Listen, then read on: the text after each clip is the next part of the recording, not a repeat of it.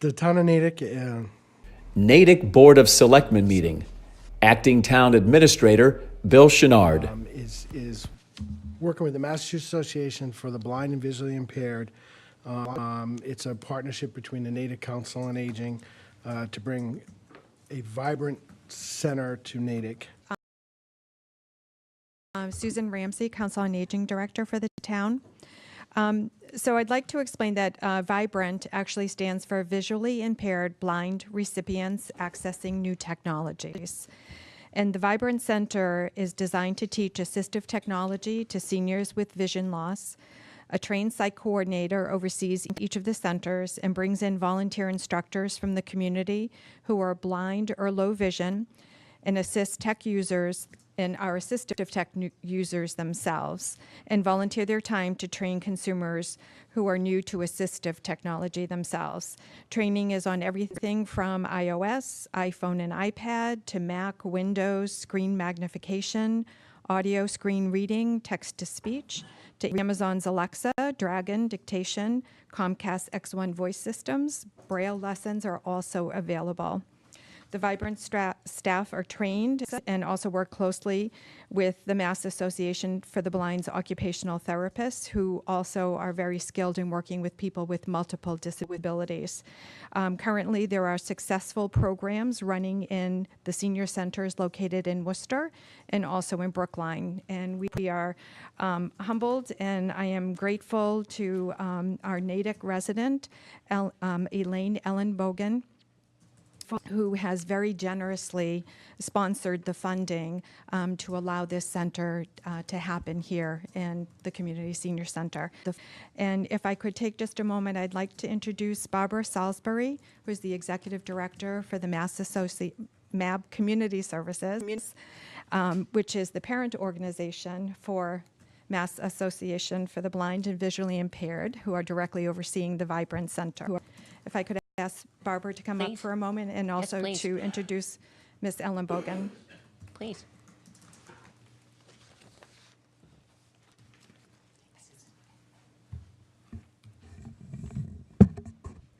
I'm Barbara Salisbury, the CEO of MAB Community Services.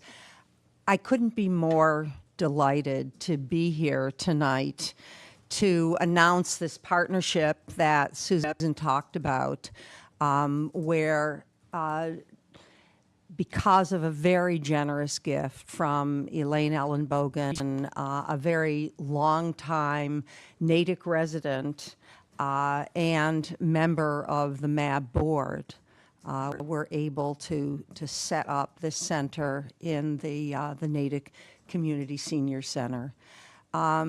MAB is a very old organization. We were founded in 1903 by Helen Keller and a group of Boston Brahmins.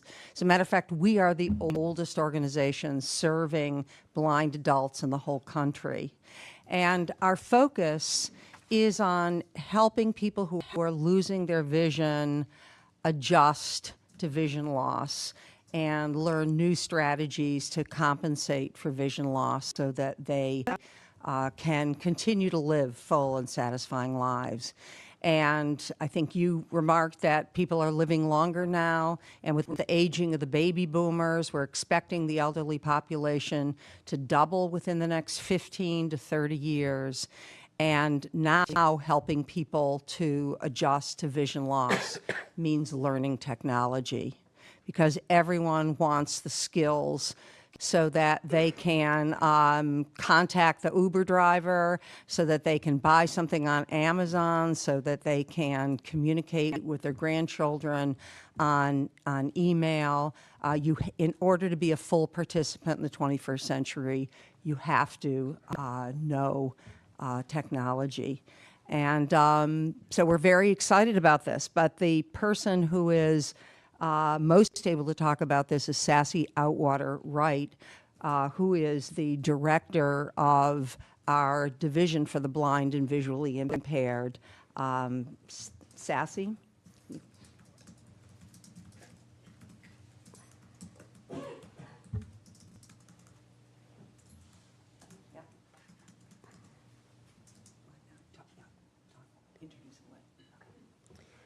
Thank you so much for having us. We're very grateful for the opportunity. We're very grateful for the opportunity to be with you this evening, and thankful for the partnership which we have been able to establish here in Natick with the Councils on Aging. I want to speak directly as a user of assistive technology and enlighten you a little bit more as to what that means, and why it is so crucial for people with vision loss to have access to assistive technology and then be trained on how to use it. To you, it might be a computer or an iPhone, but to me, as a totally blind woman, it is how I shop for my groceries, how I get access to transportation, how I bank, how I tell colors, how I understand photographs, how I walk into a bookstore and pick up any print book and read without any assistance other than the iPhone in my hand. 20 years ago, as a college student and a high school student, I could not walk into a bookstore and pick up a book and read. It was a forbidden land to me of print. There was no way for me to interact with it without somebody else being an intermediary. Now I can do it in quite a few different ways. The world has opened up in the past 10 to 15 years because of assistive technology.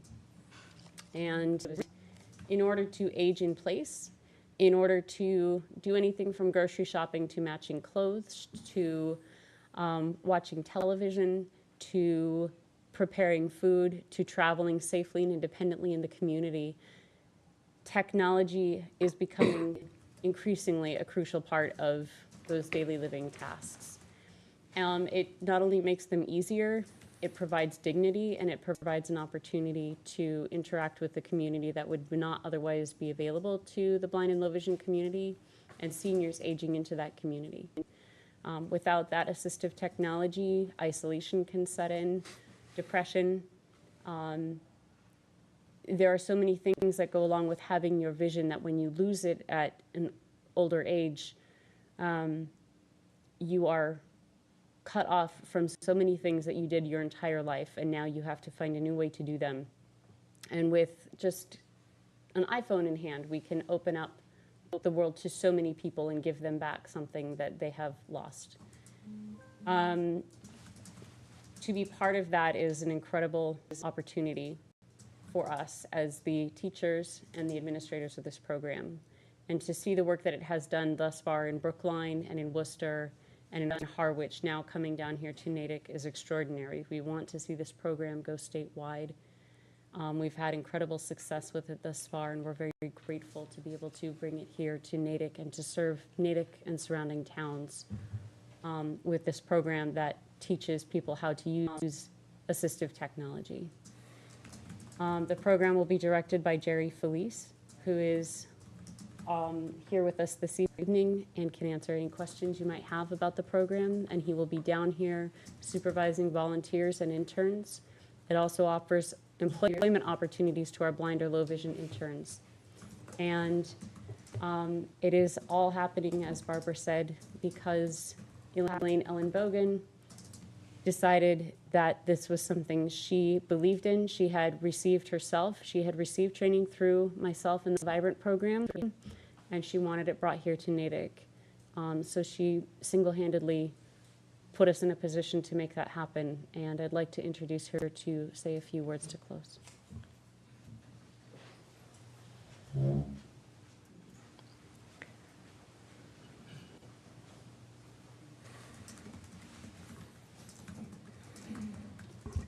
Hi, thank you very much for having us. I've been a resident of Natick for 50 years, 40 of which have been as a visually impaired person. Technology has been a very important part of my life, and it really pleases me to see that the opportunity is there to make it available to other blind and visually impaired residents of Natick. Thank you.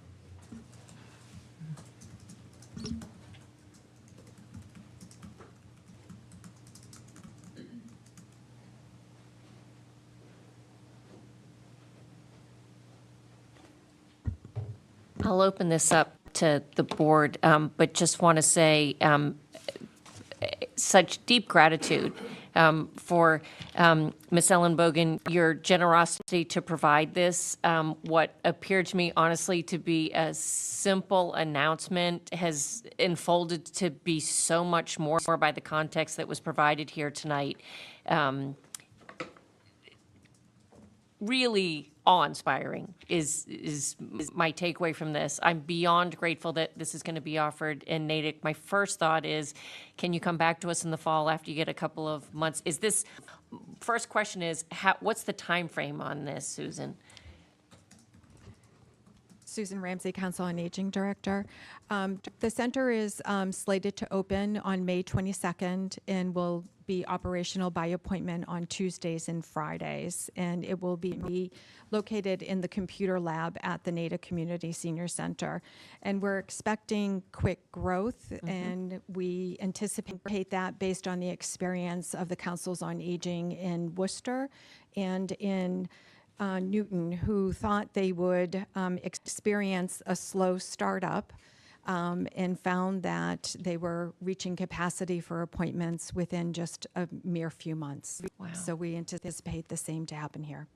If you could come back to us, I'll say in the fall, but if you feel that you would like to come back sooner, please just reach out. We'd love to hear how this is going Fantastic. and provide support as needed, because it sounds like just a true gift to the community.